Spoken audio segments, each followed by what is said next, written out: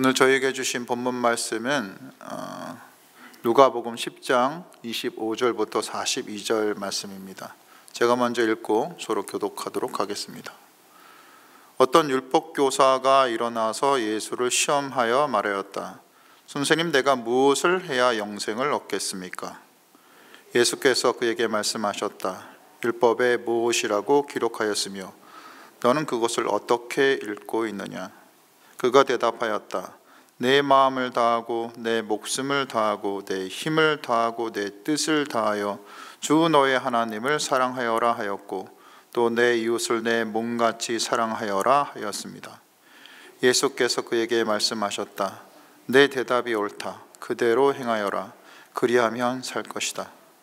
그런데 그 율법교사는 자기를 옳게 보이고 싶어서 예수께 말하였다. 그러면 내 이웃이 누구입니까? 예수께서 대답하셨다. 어떤 사람이 예루살렘에서 여리고로 내려가다가 강도들을 만났다. 강도들이 그 옷을 벗기고 때려서 거의 죽게 된 채로 내버려 두고 갔다. 마침 어떤 제사장이 그 길로 내려가다가 그 사람을 보고 피하여 지나갔다. 이와 같이 레위 사람도 그곳에 이르러 그 사람을 보고 피하여 지나갔다. 그러나 어떤 사마리아 사람은 길을 가다가 그 사람이 있는 곳에 이르러 그를 보고 측은한 마음이 들어서 가까이 가서 그 상처에 올리브 기름과 포도주를 붓고 싸맨 다음에 자기 짐승에 태워서 여관으로 데리고 가서 돌보아 주었다. 다음 날 그는 2데나리온을 꺼내서 여관 주인에게 주고 말하기를 이 사람을 돌보아 주십시오. 비용이 더 들면 내가 돌아오는 길에 갚겠습니다 하였다. 너는 이 세 사람 가운데 누가 강도 만난 사람에게 이웃이 되어 주었다고 생각하느냐? 그가 대답하였다. 자비를 베푼 사람입니다. 예수께서 그에게 말씀하셨다. 가서 너도 이와 같이 하여라. 그들이 길을 가다가 예수께서 어떤 마을에 들어가셨다. 마르다라고 하는 여자가 예수를 자기 집으로 모셔들었다. 이 여자에게 마리아라고 하는 동생이 있었는데 마리아는 주님의 발 곁에 앉아서 말씀을 듣고 있었다. 그러나 마르다는 여러 가지 접대하는 일로 분주하였다. 그래서 마르다가 예수께 와서 말하였다.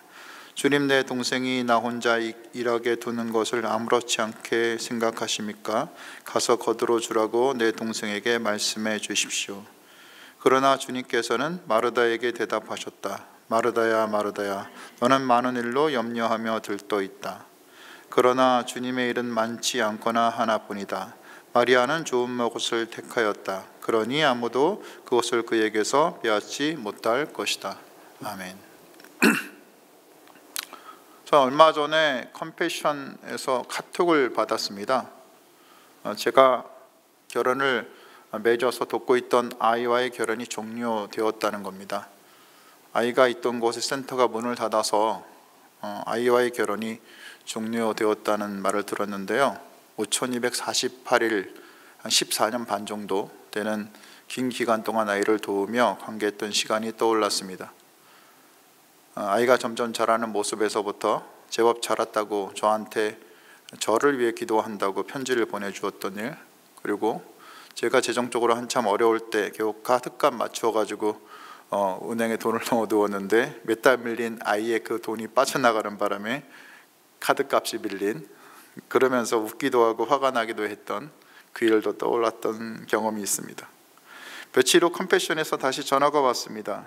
지난 가을부터 아이에게 돈을 가져가지 않은 것을 돌려드리겠다는 겁니다. 그리고 다른 아이와 결혼을 맺어달라는 겁니다. 저는 돈은 컴패션에서 알아서 쓰십시오 하고 얘기하고 당분간 다른 아이와의 결혼은 하지 않겠다고 말했습니다. 기존 아이와 결혼이 제 뜻과 상관없이 갑자기 멈춘 것이 마음 한편에 불편했기 때문이었던 것 같습니다. 우리가 인생을 살아가는 것에 참 중요한 것은 바로 관계입니다. 하나님과 사람과의 관계, 그리고 사람과 사람과의 관계이죠. 그 이유는 하나님께서 세상을 만드시고 사람을 만드셨을 때 그 창조하신 사람과 아름다운 관계를 만드시고자 하나님께서 사람을 만드셨기 때문입니다. 그래서 사람의 속에는 하나님께서 창조하신 그 관계성이 내재되어 있습니다. 그리고 이것이 중요한 이유는 그 속에 사랑이 포함되어 있기 때문입니다. 하나님과 사람과 사람 사이에는 바로 사랑을 실천하는 것을 내포하고 있습니다. 그러니 하나님, 이웃이라는 단어 자체에도 바로 사랑이란 의미가 내포되어 있다라는 겁니다. 오늘 본문을 보면 한 율법학자가 예수님에게 나옵니다. 율법학자는 오늘날로 말하면 신학교수나 좀 지식이 있는 목사 정도를 얘기할 수 있는데요. 그가 예수님을 찾아온 이유는 율법으로 예수님을 시험하기 위해서입니다. 그가 질문합니다. 선생님, 내가 무엇을 해야 영생을 얻겠습니까? 여기서 우리는 이 율법학자가 예수님께 물어보는 질문이 영생이라는 것을 생각해야 합니다. 사실 예수님이 오시기 전에 구약의 시대에 영생이라는 개념은 그리 발전된 것이 아니었습니다. 다니엘서 12장 2절에 이런 말이 있습니다. 땅의 티끌 가운데에서 자는 자 중에서 많은 사람이 깨어나 영생을 받는 자도 있겠고 수치를 당하여서 영원히 부끄러움을 당할 자도 있을 것이며 라는 심판과 영생의 개념이 나오긴 하지만 구약에서 영생의 개념은 사실 특별히 개념이 명확하지 않은, 두드러지지 않은 그런 상당히 어려운 개념이었습니다. 그러니 율법학자가 예수님께 물어보는 것은 사실 예수님이 성경을 잘 아는지 물어본 겁니다. 물론 율법학자가 어쩌면 예수께서 니고데모에게 하신 말, 하나님이 세상을 이처럼 사랑하사 아시죠? 독생자를 주셨으니 이는 그를 믿는 자마다 멸망하지 않고 영생을 얻게 하려 하심이라는 말을 어떻게 얻어 들었는지도 모릅니다. 그죠? 그래서 그가 예수님께 이렇게 물어본 영생이란 말은 그렇게 해서 예수님한테 뭐라 그럴 수도 있지만 아무튼 굉장히 어려운 말이었습니다. 예수님은 그 들은 질문을 다시 그에게 다시 백합니다. 돌려보냅니다. 그럼 율법에 뭐라고 기록되었으며 내가 어떻게 읽느냐? 율법학자는 이렇게 얘기합니다. 내 마음을 다하며 목숨을 다하며 힘을 다하며 뜻을 다하여 주 너의 하나님을 사랑하고 또한 내 이웃을 내 자신같이 사랑하라고 되어 있습니다. 물론 그의 대답은요, 말은 이렇게 잘 하지만 뉘앙스는 그런 그렇지 내가 대답을 해주지입니다. 사실 예수님은 그의 대답을 들으시고 다시 말씀하십니다. 그래, 네 대답이 옳아. 그런데 이를 행해라. 그러면 살 거야. 예수님의 말을 들은 율법학자는 기분 나빴을 겁니다. 왜냐하면 자신은 그래도 내가 하나님의 말씀을 연구할 만큼 하나님을 내가 사랑하고 있고 율법 역시 내가 지금 잘 지키고 살아왔다고 스스로 자부하는데 여봐 난 이미 하고 있어 라고 많은 마음을 아마 속으로 가졌을 겁니다. 그리고 반감을 가지고 다시 예수님께 질문을 하는 겁니다. 성경에 자기를 옳게 보이려고 이렇게 나온다고 말이 있죠? 그 말이 바로 반감의 마음을 드러내주는 말입니다. 그럼 내 이웃이 누구입니까? 하고 물어보는 거죠. 그의 마음에는 아마 레위기 19장 말씀이 나타났을 겁니다. 19장 18절에 원수를 갚지 말며 동포를 원망하지 말며 내 이웃 사랑하기를 내 자신같이 사랑하라 라는 말씀을 떠올렸을 가능성이 있습니다. 그리고 이웃을 유대인들과 같이 거주하는 거류민 정도로 생각했을 겁니다. 그래서 자신이 얼마나 이들에게 잘해 주었는지 은근 자랑하고 난 잘했어 라고 얘기하고 싶었을지도 모릅니다. 그러면서 도저히 이웃이라고 볼 수 없는 세리나 사마리아인이나 귀신 들린 자나 병든 자들과 함께하며 그들과 먹고 마시는 예수님을 은근히 비난했던 거죠. 그의 질문에 예수께서 비유로 답하십니다. 어떤 사람이 예루살렘에서 여리고로 내려가다가 강도를 만났고 강도는 그의 옷을 벗기고 거의 때려서 죽게 한 다음에 버리고 갔다는 겁니다. 그 사람이 예루살렘에서 여리고로 내려갔다라는 경우는 많은 경우 성전에서 제사 드리고 가는 길이었을 겁니다.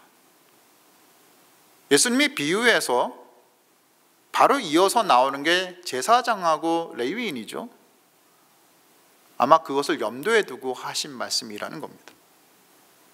예루살렘은 해발 750m에 있었고 여리고는 해수면 아래 250m에 있었기 때문에 두 고도차는 거의 1km, 그러니까 1000m 이상 차이가 납니다. 엄청난 길입니다.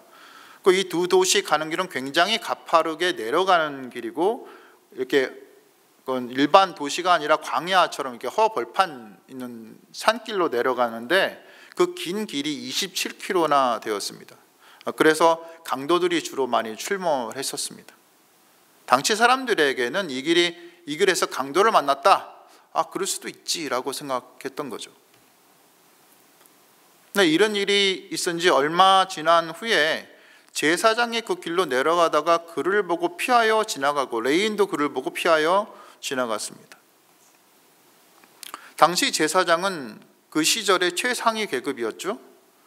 그리고 성전에서 제사를 집행했습니다. 레위인은 성전을 섬기던 사람입니다. 근데 이들이 어찌 보면 자신들이 집례하는 제사에 참여했을지도 모르는 그 사람이 쓰러져 있는 것을 보고 피해서 갔던 겁니다. 이들의 핑계는 분명했습니다. 율법에 시체를 만지면 부정하다고 되어 있기 때문입니다. 속마음으로는 자신도 강도를 만날까 봐 불안했을 수도 있고요. 아니면 죽어가는 사람이 이웃이 아니고 불쌍히 여겨서 안 되는 하나님께 심판받는 사람이니까 이렇게 쓰러졌지, 맞아서 쓰러졌지 하고 스스로를 기만했을 수도 있습니다.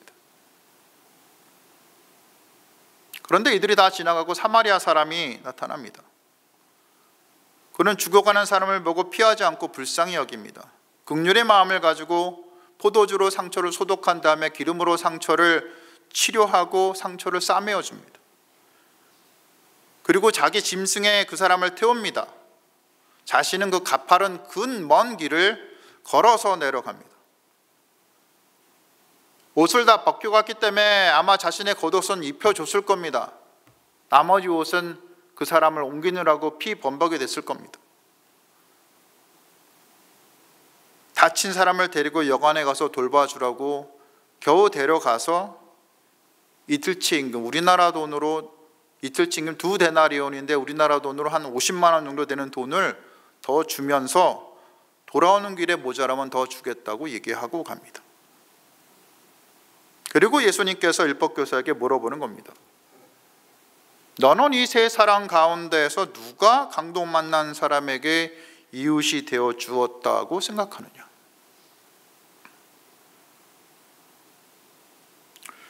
율법학자가 처음에 예수님께 물어본 질문이요, 이웃이 누구냐고 물어보는 거였습니다. 내 이웃이 누구냐? 누구 중심이죠? 나 중심입니다. 그죠? 그래서 자신의 지식과 의의를 드러내려고 했습니다. 근데 예수님은 질문을 바꿨습니다. 어떻게 바꿨죠? 누가 이웃이 되어 주었냐? 정말 긍휼의 마음을 가지고 사는 사람, 정말 이웃을 사랑하는 사람이 누구냐는 겁니다. 내가 율법을 가지고 나한테 물어봤지, 근데 율법이 정말 근본 정신인 사랑은 네가 가지고 있느냐? 네가 참 사랑을 실천하는 자냐? 하고 물어보셨던 겁니다. 너희가 여기 내 형제 중에 지극히 작은 자에게 한 것이 내게 한 것이라는 주님의 말씀을 기억하시겠죠? 이 말씀처럼 하나님께서 처음 세상을 지으시며 사람을 만드실 때 그 사람을 사랑하여서 만드셨듯이 가장 작은 자 하나에게 사랑을 베푸는 것이 주님의 마음이라는 겁니다. 너희가 제사장이 되고 레위인이 되고 율법학자가 되고 유대인이 되어서 형식적인 예배를 드리는 것이 중요한 것이 아니고, 너희가 예배를 진정으로 드린다면 그 예배의 주인이신 하나님의 마음을 알아서 참 사랑을 행하는 자가 되라는 겁니다. 하나님을 사랑하는 것은 내가 살아가면서 하나님이 사랑하시는 주변의 작은 자 하나를 향해서 드러나야 한다고 말씀하시는 겁니다. 하나님을 사랑하는 그것은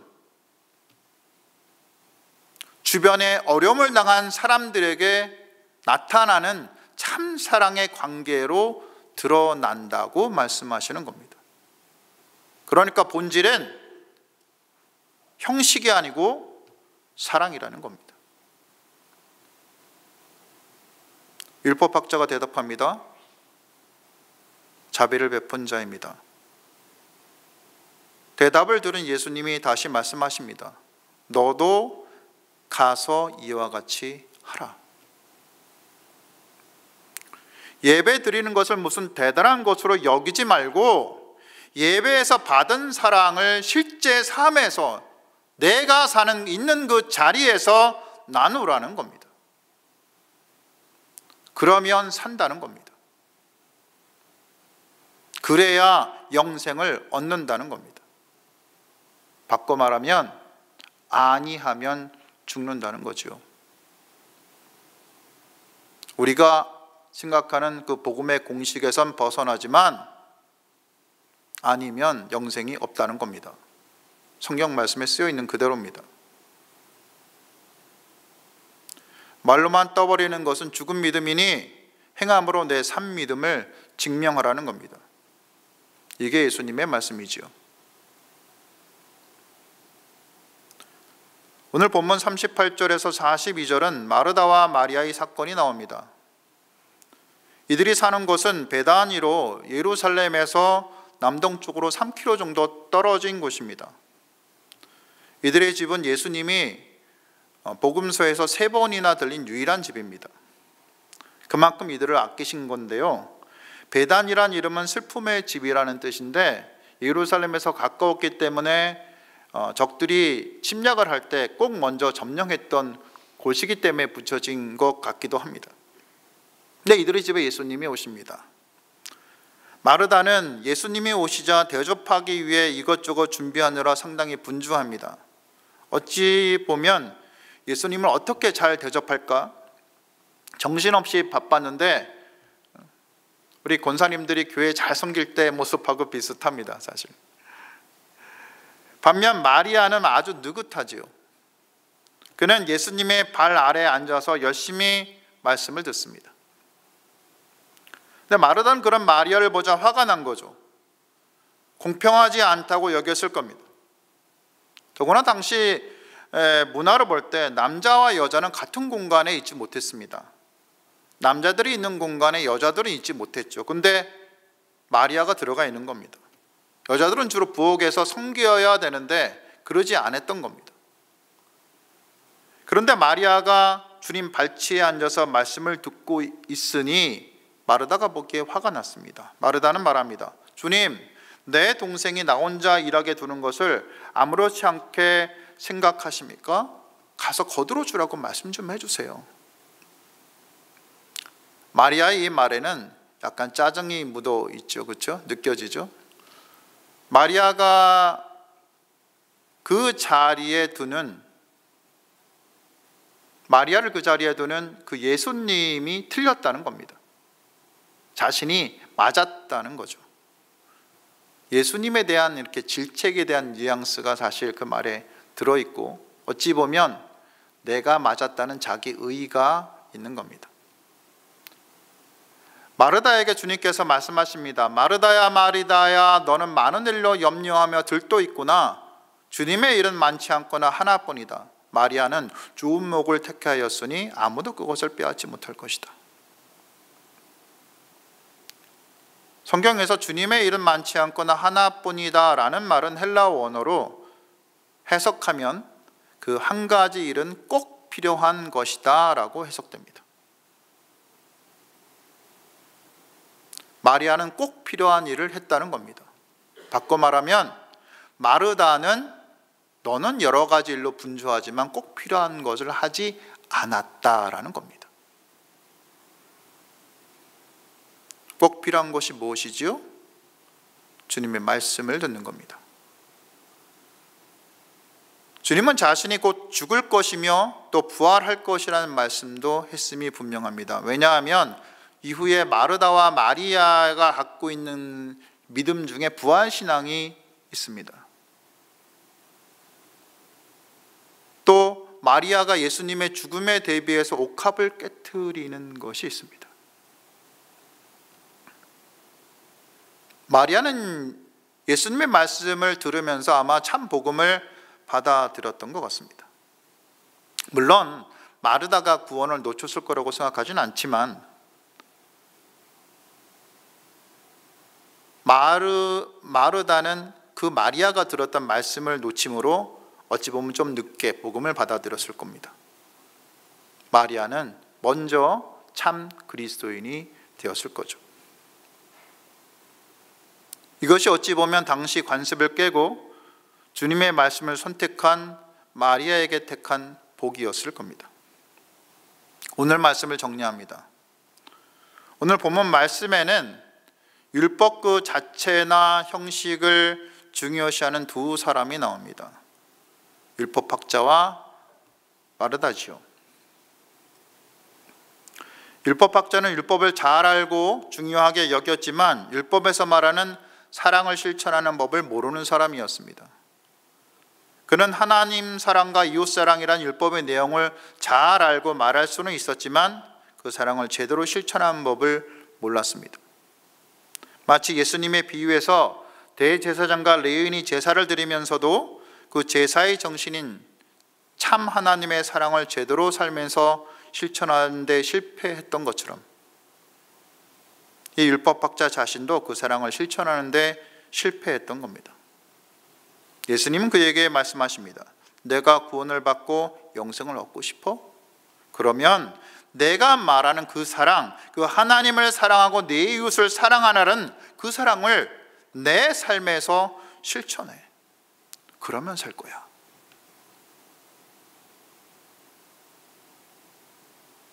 정말 사랑을 실천해. 영생은 그 산 믿음에서 나오는 거야.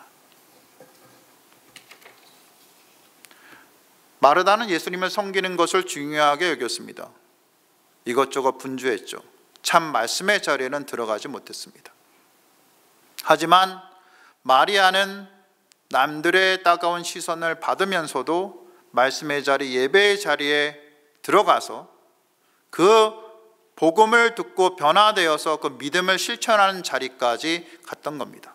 그래서 그녀가 변화되었기에 예수님의 죽음을 알고 옥합을 깨트리는 그 역할을 했던 거죠. 참 믿음의 자리로 들어가서 그 믿음을 실천했던 겁니다. 이 말씀을 들으시는 모든 분들이 말씀을 듣고 그냥 흘러보내지 않았으면 합니다. 말씀을 가슴에 담고 참 믿음의 자리, 참 실천의 자리, 참 사랑의 자리로 변화되는 은혜를 누리시기를 주님의 이름으로 간절히 축원드립니다. 오늘 말씀을 들으시며 기도하시겠습니다.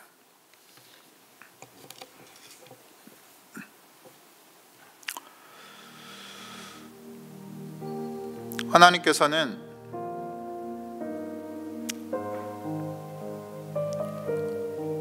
우리를 사랑하셔서 그 사랑을 실천하셨습니다. 예수께서는 말로만 사랑하지 않으셨고 이 땅에 하나님이신 그분이 내려오셔서 그 사랑을 실천하시고자 자기 몸을 우리에게 주신 분이십니다. 사랑은 실천의 과정을 거쳐야지 진짜 사랑이 됩니다. 내 주변에 어떤 분을 사랑해야 되는지 떠올렸으면 합니다. 그리고 그 작은 자를 향해서 우리가 기도하며 어떻게 하면 사랑할 수 있을지 고민하고 살아가는 참 그리스도인의 삶을 살았으면 합니다. 영생은 사랑한다는 말이 있는 것이 아니라 그 사랑을 실천할 때 우리에게 있다고 오늘 말씀은 우리에게 분명히 얘기해 줍니다. 참 사랑을 하는 자리, 참 옥합을 깨는 믿음, 그 믿음을 살아가는 저희들이 다 될 수 있도록 이 시간 기도하시겠습니다. 기도하겠습니다.